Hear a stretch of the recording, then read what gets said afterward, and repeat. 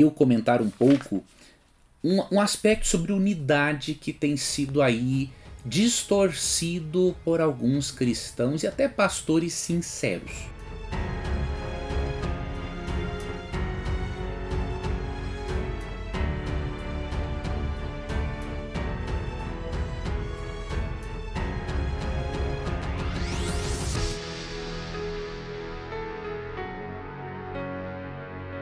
Não existe unidade no erro. A Bíblia nos mostra que a igreja tem que ser unida em meio à diversidade cultural, mas não existe unidade em torno de diversidade doutrinária, em torno de erro doutrinário. Não existe isso. Quando você lê Efésios 4, 4 a 6, curioso, né, que Paulo apresenta 7 elementos que apoiam a unidade da igreja. Efésios 4, 4 a 6. Vou ler aqui para você. Ó. Há somente um só corpo, aqui já é o primeiro elemento, né? E um só Espírito, que é o Espírito Santo. Como também é uma só esperança para a qual vocês foram chamados. Há um só Senhor, uma só fé, um só batismo, um só Deus e Pai de todos, o qual é sobre todos, age por meio de todos e está em todos. Aqui você vê 7 elementos, ok, de unidade entre os cristãos. Primeiro, um só corpo. Quando fala que há um só corpo, isso mostra que todos nós somos membros de um único corpo. Ou seja, ninguém age de forma individual. Assim como os membros do corpo trabalham em benefício do corpo todo, um membro da igreja, no exercício dos seus dons espirituais, ele também trabalha em benefício de todo o corpo. Não existem vários corpos. É um corpo espiritual de Cristo e nós somos os membros deste corpo. Também é dito que há um só Espírito. Ou seja, é o Espírito Santo e nenhum outro Espírito, diríamos assim, que promove a unidade da igreja. Aqui também é bom termos em mente que o Espírito Santo não é o que Allan Kardec disse ser. Ele interpretou o outro Consolador de João 14,16 como sendo o próprio Espiritismo. Tem nada a ver uma coisa com a outra. O Espírito Santo é apresentado como um ser pessoal que faz parte da divindade, não como uma religião ou uma filosofia ou ideologia, nada disso. Ele é um ser pessoal. Então, há um só corpo, um só Espírito, uma só esperança, que é a esperança da salvação por meio de Cristo e a sua breve volta também. Um só Senhor, Cristo. Cristo não compartilha o seu senhorio com qualquer outra pessoa. Uma só fé, ou seja, a fé verdadeira é a fé cristã. Quer dizer que as pessoas de outras confissões que não são cristãs não são verdadeiras? Não quer dizer isso. Os filhos de Deus estão em todos os lugares. Só que o fato de os filhos de Deus estarem em todos os lugares e aceitarem todos os credos não significa que isto torna os credos verdadeiros e todos os lugares corretos para se frequentar. São coisas diferentes. Okay? Então os filhos de Deus estão em todos os lugares, mas a verdade para a Bíblia é a verdade cristã. Isso até por uma questão filosófica tem que ser assim, porque o que acontece? Tem um princípio filosófico que diz que duas coisas contraditórias não podem ser verdadeiras ao mesmo tempo. Então, por exemplo, Deus tem filhos no mundo islâmico, não há dúvida nenhuma. E filhos muito mais dedicados a Deus da forma como eles creem que muitos cristãos, tá? Só que o que acontece? Se duas coisas contraditórias não podem ser verdadeiras ao mesmo tempo, o cristianismo diz que Jesus é Deus. O islamismo diz que Jesus não é Deus. Então não tem como as duas coisas serem verdadeiras ao mesmo tempo. São duas coisas contraditórias. Então uma tem que ser verdadeira e outra tem que ser falsa. Okay? Então é neste ponto que eu estou tratando.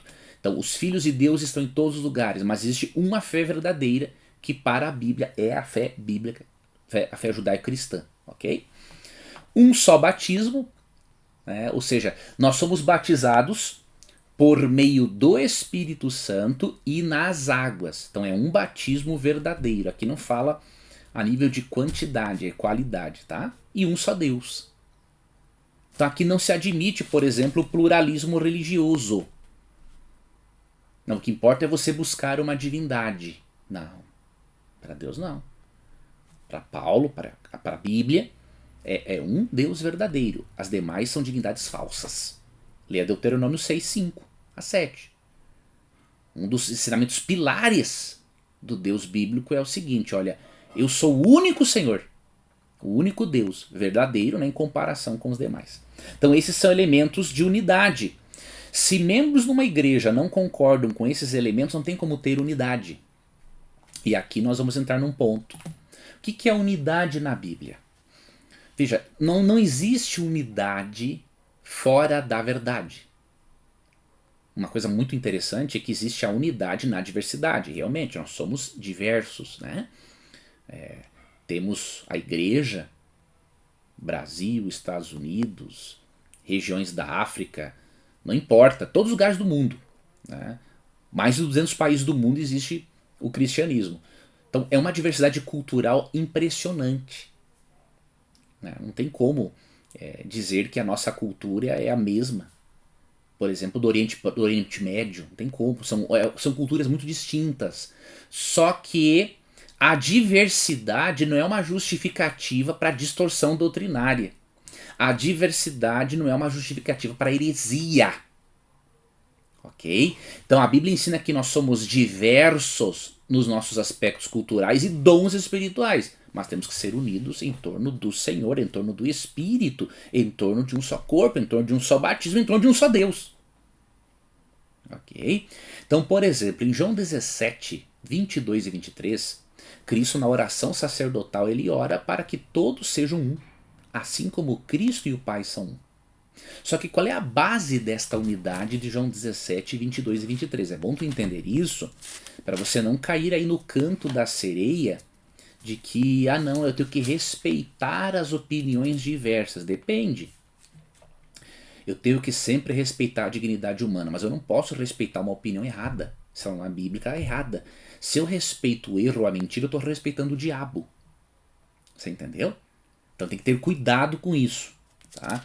Então em João 17, antes de Cristo falar da unidade que deve haver entre os seus filhos, o que diz o verso 17? Santifica-os na verdade. A tua palavra é a verdade. Então Cristo, não podemos ler só João 17, 22 e 23 e falar, nós temos que ser uma igreja unida. Sim, mas unida de que jeito? Unida de qualquer jeito? Não existe. O que mantém as pessoas verdadeiramente unidas é a verdade da palavra de Deus. Sem este elo de ligação, não há unidade entre pessoas. Porque já que somos diversos culturalmente, temos estruturas mentais diferentes, criações diferentes, nós temos que nos unirmos. Essa diversidade ela tem que ser unida em torno da verdade. Então cuidado com essas ideias por aí. Tá? Não existe unidade fora da verdade. Não tem como. É uma falsa unidade. Tá? Então por isso que nós fazemos uma diferença aqui entre o bom e o mau ecumenismo. O que é o mau ecumenismo? É uma união entre igrejas e que para esta união existir, certas verdades fundamentais da Bíblia são deixadas de lado em nome da união. Não, o cristão não trabalha assim com a política falsa da boa vizinhança. Né? A verdadeira unidade da Bíblia é com base na palavra. Ok? Então nós agimos diferente. A verdadeira unidade tem como base a Bíblia.